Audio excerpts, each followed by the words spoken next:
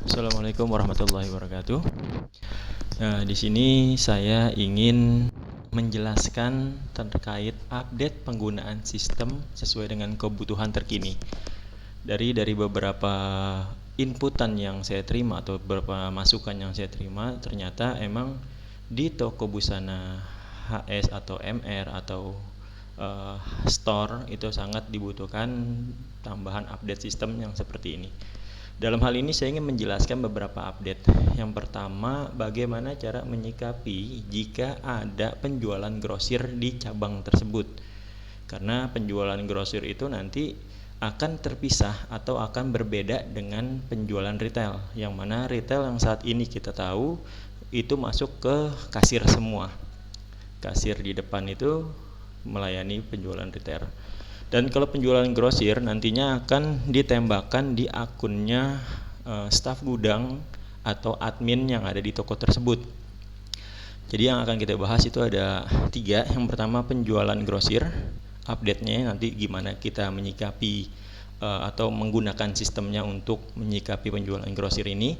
Yang kedua ada menu transfer item, yaitu menu perpindahan barang dari satu cabang ke cabang lainnya. Contoh misalnya cabang A punya kelebihan barang dan cabang B kekurangan barang, maka cabang A itu akan memindahkan barang ke cabang B. Nah, itu kita gimana menyikapinya di sistem agar semua terdata dan tercatat secara rapih. Ya. Yang ketiga ada transfer item. Nah, transfer item ini dalam masa pengembangan, yang mana pengembangan ini sudah sampai 90%-an. Nah, topologi dari transfer item itu adalah, jadi setiap cabang itu ada satu server, yang mana servernya itu nanti dipecah lagi menjadi beberapa database. Contoh misalkan cabang A masuk barang 1000 piece, terus dari gudang itu nanti ditransfer berapa piece yang dipajang dari barang tersebut. Contoh dari 1000 piece ada 200 barang yang dipajang, maka nanti ditransfer tuh pakai menu transfer item ke retailnya atau ke pajangannya gitu. Jadi di cabang nanti ke data ada 800 di dalam gudang, dan yang dipajang itu ada 200. Untuk apa ini dilakukan? Untuk nanti menghadapi masa SO atau stop of name. Jadi kalau SO itu nanti gampang milahnya. Oke, kita keluarin dulu barang yang ada di gudang berapa. Dicek dulu semua barang di gudang. Setelah selesai, oke, tutup. Kita hitung barang yang ada di pajangan berapa. Nah, itu nanti ada beberapa database yang berbeda. Dan transfer item ini pun bisa digunakan selain retail, juga bisa ke mini cafe atau ke playground untuk pengembangan selanjutnya. Oke, ya, langsung aja kita bahas gimana cara penanganannya dan gimana cara menyikapinya dalam sistem agar semua itu dapat tercatat secara rapih dan memudahkan kita dalam mencari data jika dibutuhkan. Oke, kita masuk ke materi yang pertama, yaitu penjualan grosir. Nah, kita masuk ke materi yang penjualan grosir ya. Sebelum kita masuk ke materi penjualan grosir, kira-kira apa aja sih yang harus kita siapkan dalam menyimak video ini? Yang pertama, kita harus siapkan alat tulis dulu. Itu bisa berupa pensil atau pulpen, dan yang pastinya ada buku catatan. Kenapa ini saya lakukan? Kenapa nggak dibikin PDF-nya aja Bang Jul? Kenapa nggak dibikin panduannya aja secara digital, pakai Word, Excel, ataupun pakai format digital lainnya? Nah, karena biasanya kalau saya mengajar, waktu saya masih aktif di dunia pendidikan itu, saya meminimalisir atau mensedikitkan hal-hal digital seperti itu. Karena bagi saya tetap hal-hal yang manual seperti ini itu akan cepat dicerna. Jadi kalau kita tulis dengan tangan, otomatis kita akan membaca dan akan mengingat. Nah, makanya di situ daya ingat kita akan lebih kuat dibanding kita dikasih materi terus kita hanya baca doang tanpa ditulis ulang. Itu salah satu strateginya. Jadi yang harus disiapkan yaitu alat tulis atau pensil, pulpen, dan buku catatan. Terus yang kedua pastinya ada fokus. Dalam menyimak video ini harus difokuskan dulu, jangan mikirin yang lain dulu ya. Harus fokus dulu ke sini, jadi biar nanti apa yang disampaikan itu bisa diterima dengan logika secara baik dan dapat dipahami dengan baik pula. Oke, kita langsung ke materi pertama, yaitu materi penjualan grosir. Materi penjualan grosir, kita buka sistemnya, nanti ada di menu penjualan. Menu penjualan, kalau yang kasir itu pakai daftar penjualan kasir. Itu udah otomatis disetting pada saat penginstalan. Jadi pas kasir buka komputernya, maka dia akan otomatis masuk ke menu kasir. Cuma dalam grosir ini kita nggak menggunakan menu penjualan kasir, karena itu satu hal yang berbeda. Kalau penjualan grosir, kita pakainya yang di sebelahnya, udah disiapkan daftar penjualan. Kenapa beda? Karena biasanya kalau yang penjualan kasir itu hanya cash to cash. Jadi pelanggan itu bayar cash di sana. Tapi yang daftar penjualan itu selain cash juga ada pembelian dengan jatuh tempo gitu kan, atau bahasanya pembelian secara kredit yang akan masuk ke dalam piutang dari si toko atau perusahaan tersebut. Kita klik daftar penjualan, terus masuk ke menu seperti ini. Lalu di bawah ada tombol tambah ini. Diklik tombol tambah. Nah, di sini ada nomor transaksi, itu auto. Nah, nomor transaksi ini otomatis tercetak by system. Jadi kita nggak usah tulis lagi nomor transaksinya berapa, tapi sistem akan ngasih nomor transaksi secara otomatis. Yang kedua ada tanggal. Yang ketiga ada nama pelanggan. Siapa pelanggan yang ngebeli barang kita secara grosir. Itu harus di data, karena yang saya bilang tadi, pelanggan yang grosir ini ada cash dan bisa juga kredit atau hutang gitu kan, dengan pembayaran beberapa hari ke depan tergantung dari kesepakatan yang ada. Yang pertama kali kita lakukan adalah klik yang daftar pelanggan ini. Nah, ada nggak nama pelanggannya? Kalau nama pelanggannya nggak ada, ya kita bisa tulis di gambar search di sampingnya ya. Nanti bisa kita tambahkan di sini. Klik ada tombol tambah. Nanti diisi nama pelanggannya siapa. Misalnya nama pelanggannya Hanifa Store gitu kan. Hanifa Store. Oke. Nanti diisi lengkap, alamatnya di mana, kotanya apa, ini nomor teleponnya, email, siapa yang bisa dihubungi, ya kan? Ini kita isi lengkap semua. Terus untuk kolom wilayah dikosongkan saja, karena kita belum main ke berbeda kota atau ke wilayah-wilayah yang dalam jangkauan. Misalnya toko kita adanya di Jawa Barat, tapi kita mau menggempur wilayah sekian dengan sales sekian gitu kan. Itu nanti pengembangan berikutnya. Oke, buat kali ini tolong menu wilayah ini kita diamkan dulu atau kita kosongkan. Terus di bawahnya ada pilihan transaksi, itu bisa kredit atau tidak bisa kredit, itu bisa kita pilih. Jadi logikanya si Hanifa Store ini itu dalam mengambil barang grosir di HS atau di MR atau di store, itu bisa kredit atau nggak bisa kredit. Kalau dia bisa kredit, diklik bisa kredit. Kalau nggak bisa kredit, diklik yang tidak bisa kredit. Oke, dalam hal ini kita contoh Hanifa Store bisa kredit ya. Klik yang bisa kredit. Terus di atas sebelah kanan ini ada limit jumlah piutang. Jadi kira-kira kita kasih berapa nih limit ke Hanifa Store.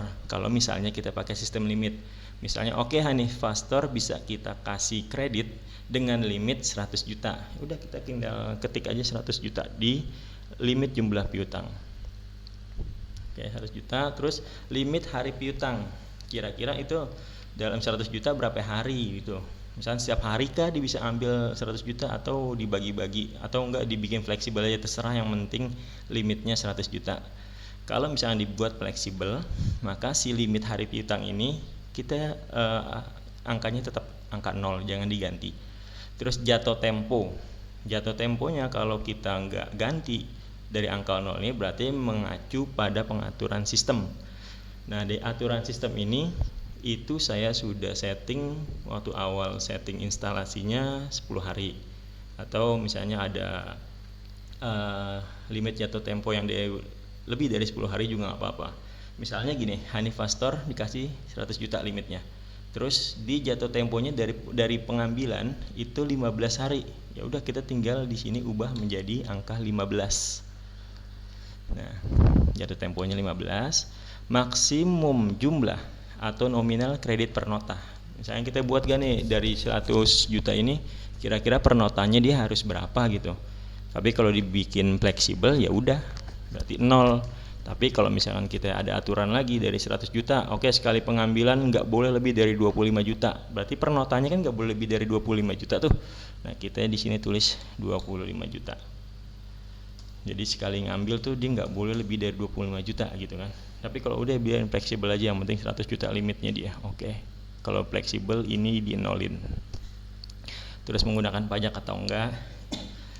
Terus nilai pajaknya berapa, tapi kan ini kan kita nggak isi nih, ini kita kosongin karena itu semua fleksibel ya. Terus di sini ada grup pelanggan. Nah, grup pelanggan ini salah satu hal yang wajib diisi. Nah, di sini ada general, bronze, silver, gold. Nah, kalau misalnya kita mau main hal seperti itu, oke, pelanggan ini masuknya ke general, pelanggan ini masuk kelasnya ke bronze atau ke silver atau ke gold, itu bisa. Tapi kalau misalnya kita mau, ya udahlah, kita buat aja itu grup pelanggan yang grosir. Berarti di sini ada grosir, kita bisa klik. Kalau misalkan nanti di sistem teman-teman itu nggak ada tulisan grosirnya, teman-teman bisa tambahin di sebelahnya ada tanda tambah warna hijau. Itu diklik, nanti bisa ditambahin sendiri. Diketik aja di sininya apa gitu grupnya kan. Setelah itu udah langsung ditutup. Oke, dalam hal ini saya mau contohin yang grosir ya. Kita masukin ke grup pelanggannya grosir. Oke, setelah selesai, yang salesnya dikosongin juga, langsung kita lihat data pendukung pajak. Misalnya dia ada minta surat pajak dan lain-lain, atau kalau enggak kita kosongin. Jadi pengaturan hanya ada di data umum aja. Sampai di data umum, setelah itu disimpan. Ya, kalau udah disimpan, kita bisa pilih Hanifa Store. Nah, pelanggannya. Terus di bawahnya sama seperti yang lain.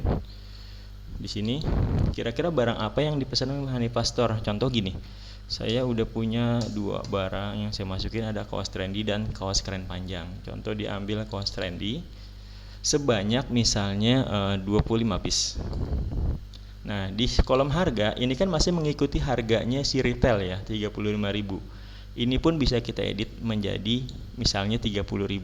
Kalau grosir 30.000 misalnya gitu.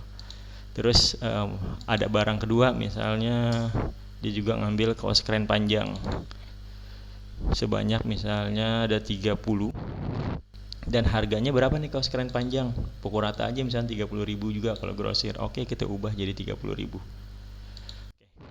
Ini cara penginputan barangnya. Terus setelah ini kita lihat dulu ke bawah sebelah kiri, bagian bawah sebelah kiri. Nah, kita lihat di sini ada jatuh tempohnya. Ini, yang ini ya, jatuh tempo itu tanggal 1 Juni 2023. Kalau dihitung 15 hari dari hari ini.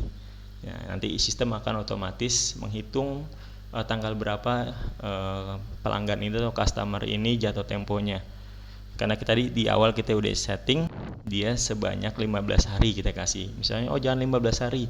Itu kelamaan, kita kasih ya sekarang 10 hari. Bisa kita ubah 10 hari dan sistem akan otomatis menghitung 10 hari dari tanggal hari ini, yaitu tanggal 27 Mei.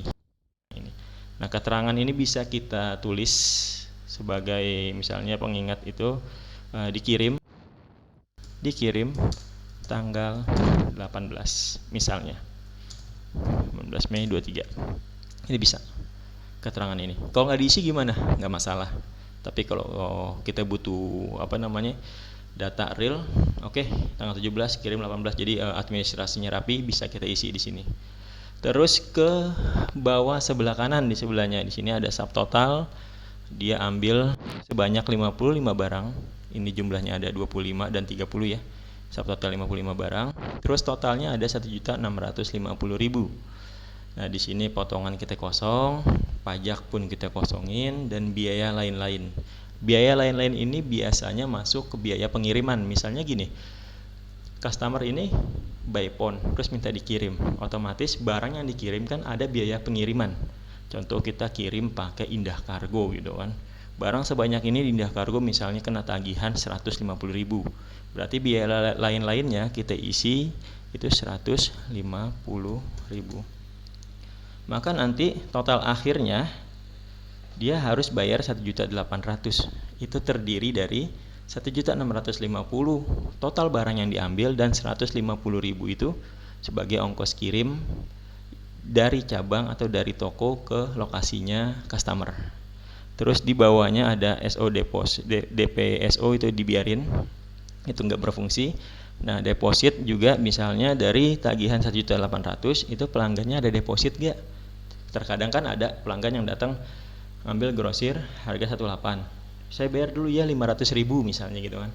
Atau saya bayar dulu ya 300.000. Nah, itu biar nanti nggak rancu atau karena kita manusia takutnya lupa gitu kan, orang udah deposit. Nah, makanya kita masukin aja ke dalam sistem ini kalau dia udah deposit misalnya 300.000. Pencatatan jadi kurangnya atau kreditnya atau hutangnya customer itu sisa 1.500.000. Tapi kalau misalnya pelanggan itu nggak pakai deposit ya nggak masalah juga. Ini tinggal kita kosongin aja. Jadi tetap 1.800.000. Dan kolom ini kita harus taruhnya di kolom kredit. Kalau si customer itu bayarnya tempo. Tapi kalau customer bayarnya cash, ya udah kita masukin aja ke kolom tunai atau DP gitu. Itu nggak masalah. Ya, ini kita lagi membicarakan yang masalah kredit atau customer yang dikasih jatuh tempo gitu kan. Jadi customer yang dikasih hutangan lah, istilah bahasa kita gampangnya kayak gitu. Nah, di sini kita masukin wajib ke kolom kredit otomatis ya. Nah, setelah ini dimasukin semua dengan settingan seperti ini, maka kita bisa langsung simpan transaksi tersebut.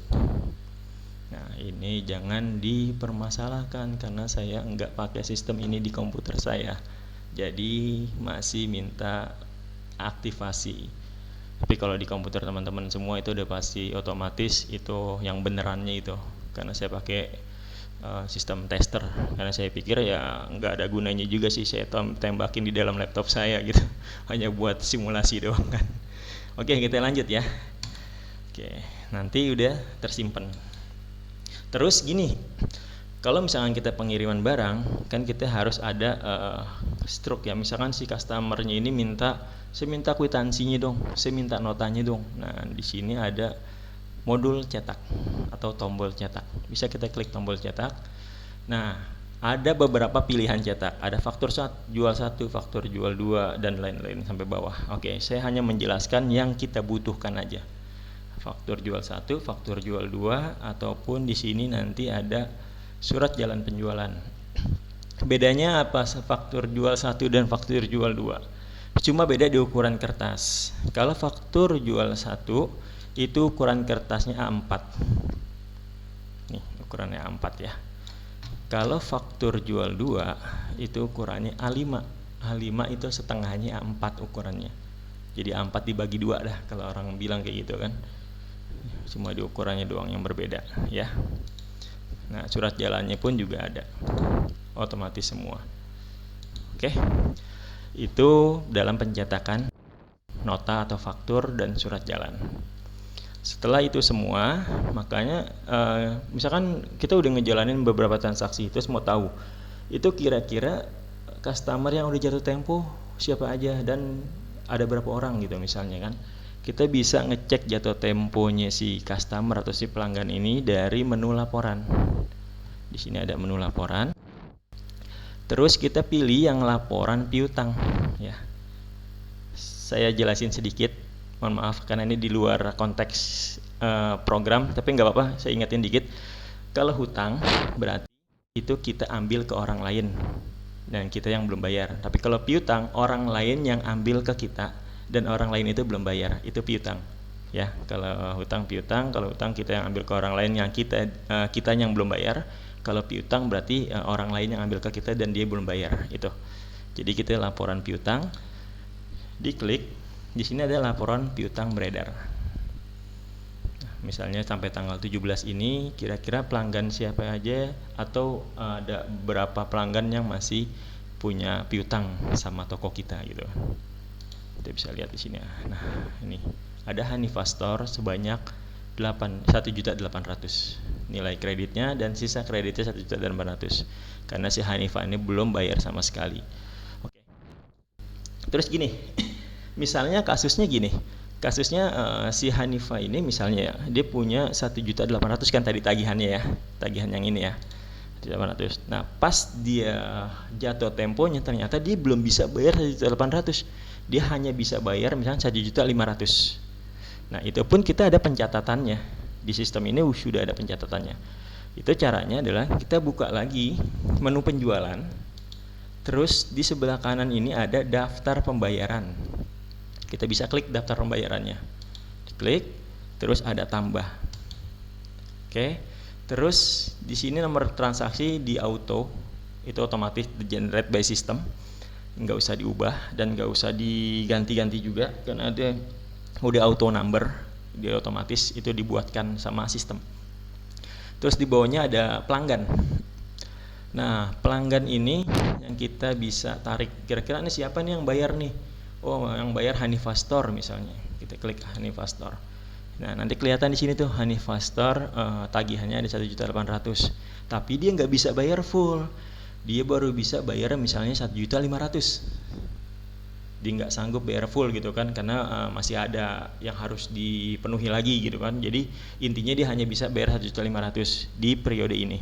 Oke, kita bisa setelah kebuka datanya, kita ke bawah, sebelah kiri bawah itu ada tombol bayar. Tombol bayar di sebelahnya ada segitiga kecil, itu bisa kita klik segitiganya dan kita bisa pilih misalnya itu bayar sesuai nominal, bayar nominal atau bayar semua. Kalau bayar semua kan tinggal diklik aja bayar semua ya. Tapi kalau misalkan tadi kasusnya si Hanifa itu hanya bisa kasih 1.500.000, itu pun kita bisa klik di sini terus pakai bayar nominal. Bayar nominal. Kira-kira nominalnya berapa yang dibayar? Tadi kan kasusnya 1.500.000. 1.500.000. Oke. Terus langsung diklik proses. Sip. Setelah ini diklik proses, maka setelah itu kita harus simpan. Ada tombol simpannya. Diklik tombol simpan. Oke. Kalau versi yang saya pakai masih minta otorisasi terus, tapi yang di teman-teman udah aman semua kok. Jadi semua itu udah jadi milik teman-teman sendiri dan itu enggak minta aktivasi lagi. Oke. Kode akun harus diisi. Oh iya. Jadi selain pelanggan juga di atas ini ada kode akun juga. Sini ada kode akun. Kira-kira si Hanifa ini bayarnya cash atau transfer? Kalau misalnya dibayarnya cash, kita bisa masukin ke kolom kas kecil. Itu cash bayarnya ke toko kan. Atau misalnya Hanifa bayarnya transfer ke bank BNI gitu. Kita bisa klik bank BNI. Oke, ini buat kode akun aja. Jadi nanti itu pembukuannya itu kepilah-pilah tuh. Bayaran yang cash berapa, pembayaran yang transfer berapa gitu. Oke, kode akunnya kasus ini misalnya kita sepakatkan dibayarnya ke bank BNI. Klik, setelah itu langsung simpan. Atau kalau mau dikasih keterangan, ada dikasih keterangan misalnya pembayaran ke 1 gitu kan. Misalnya gitu, atau enggak nanti keterangannya bebas, teman-teman mau pilih mau masukin apa keterangannya itu boleh. Setelah itu langsung disimpan. Oke, tunggu ya sekitar 1 menitan kurang lebih. Sip, transaksi berhasil disimpan. Oke. Nah, itu jalannya kayak gitu. Misalnya ada customer yang beli terus dapat kredit, terus customer itu bayar di kemudian hari, kita bisa masukin di step-step yang telah saya jelaskan barusan gitu. Terus gini, misalnya saya mau lihat dong kira-kira customer Hanifa Store itu punya utang ke kita berapa ya, dan udah pembayarannya udah berapa ya gitu kan. Kan kadang-kadang kan saking banyaknya itu kan kita juga nggak bisa mengingat semua gitu kan. Si Hanifa Store udah ngambil ke kita berapa sih, terus kira-kira dia udah bayar berapa sih ke kita, sisanya berapa gitu kan. Itu bisa kita lihat di menu laporan. Terus ada yang tadi laporan piutang. Nah, kita bisa pakai jenis laporan piutang per transaksi atau laporan buku pembantu piutang. Bedanya apa? Misalkan kita di laporan buku pembantu piutang, kita klik dulu. Misalkan periodenya dari periode kapan nih? 1 bulan ini deh, misalnya bulan Mei. Periode ini kira-kira siapa aja yang punya utang ke kita atau piutang kita di luar tuh ada berapa banyak nominalnya gitu. Kita bisa pilih periodenya. Terus ini dikosongin aja karena kita ingin melihat secara keseluruhan, langsung ke preview. Nanti di sini ada daftar piutangnya, ada Hanifa Store. Terus penjualannya tanggal 17 sebanyak 1.800.000 dan pembayarannya di tanggal 17. Misalkan misalnya contohnya ini kan contoh hari ini ya. Kalau misalkan nanti kan teman-teman di lapangan itu kan atau di kenyataannya kan misalnya di tanggal 17 dibayar tanggal 23, nanti di sini akan otomatis tanggal 23. Tanggal 23 dia ada pembayaran sebanyak 1.500.000. Jadi sisa utangnya dia ada di 300.000 untuk si Hanifa ini. Terus tadi bedanya sama si laporan buku piutang per transaksi. Kalau tadi kan secara global tuh. Kalau ini kan yang piutang per transaksi juga sama, pilihnya periodenya juga tanggal kapan yang teman-teman pengen gitu kan periodenya. Terus langsung di preview. Nanti di sini ada pelanggan Hanifa Store, mata uang yang dibayarkan itu Indonesia rupiah atau rupiah gitu kan. Terus tanggal dia ngambilnya 17, tanggal JT atau jatuh tempo 27, nilai kreditnya 1.800.000, dan di tanggal 17 juga atau di tanggal lainnya itu ada bayar secara tunai itu di angka 1.500.000. Jadi sisa utangnya di 300.000. Jadi di antara kedua pilihan laporan ini nanti disesuaikan aja, kira-kira teman-teman lebih enak lihatnya yang mana gitu kan. Jadi sudah disiapin di sini buku pembantu piutang, terus ada buku piutang per transaksi, terus ada juga laporan pembayaran piutang. Jadi kita bisa tarik semua laporan-laporan pembayaran dari pelanggan itu yang ambil grosir ke toko kita. Jadi di sini tetap periodenya nanti bisa ditentukan masing-masing sesuai kebutuhan. Terus langsung diklik view aja. Nah, di sini ada. Di sini ada detail pembayarannya. Di tanggal 17 Hanifa Store bayar secara tunai dengan nomor transaksi ini yang dijerat by system kan, karena ini berupa auto number dan sebagai primary key atau kunci utama yang sifatnya nggak bisa beda antara satu transaksi dan transaksi lainnya. Jadi ini udah otomatis by system. Terus jumlah bayarannya 1.500.000. Ini semua nanti kedata di dalam sistem kita. Jadi untuk grosir ini kita lebih siap lagi. Kalau misalnya ada mau cash, mau kredit, mau dikasih jatuh tempo 10 hari, 15 hari, karena masing-masing customer pasti yakin saya itu akan masing-masing juga kebijakannya. Misalkan customer A dikasih 10 hari tempo, customer B bisa 12 hari, customer C mungkin bisa cuma dikasih 7 hari. Jadi masing-masing customer itu punya masing-masing kebijakan yang diberikan dari toko gitu kan. Nah di sini menu menu yang lagi kita bahas ini yaitu menu penjualan grosir itu udah kita siapkan. Jadi nanti kedepannya kalau ada penjualan grosir bisa menggunakan menu ini. Kenapa? Biar semua pencatatannya dapat dicatat secara rapi. Dan kapanpun kita butuhkan laporannya itu akan bisa ditarik by system dan semua nominal yang dimasukkan itu akan balance dengan nominal yang diberikan kepada pelanggan. Jadi untuk sesi pertama ini sesi penjualan grosir itu seperti itu gambaran dan cara penggunaan sistemnya. Oke, nanti kita masuk lagi ke sesi yang kedua yaitu sesi menu transfer item atau perpindahan barang dan transfer item yang dalam masa pengembangan. Oke, dari menu ini kira-kira nanti bisa diulang-ulang terus di replay lagi penjelasannya. Jangan lupa disiapin juga alat tulisnya, dicatat, dan kalau bingung bisa langsung menghubungi saya. Ya, saya rasa itu aja yang bisa saya sampaikan. Sampai ketemu lagi di sesi yang kedua. Mungkin besok siang sudah saya upload yang keduanya. Karena kalau saya gabungin sekaligus takutnya pusing dan mengganggu fokus yang ada. Oke, mungkin itu aja yang bisa saya jelaskan dari update penggunaan sistem, terutama di sesi yang pertama ini yaitu penjualan grosir.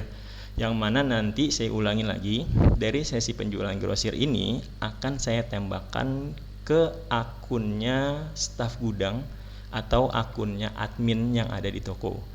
Jadi si kasir itu udah nggak terlibat lagi di penjualan grosir, dia hanya fokus di penjualan retail. Nanti yang melakukan ini adalah staf admin yang ada di toko atau gudang, ya. Nanti disepakati aja sama kepala toko mau staf admin ataupun staf gudang. Yang jelas ini bukan bagian dari kasir retail atau yang pramuniaga itu. Oke, mungkin itu aja yang bisa saya sampaikan. Kalau ada yang bingung nanti bisa telepon saya.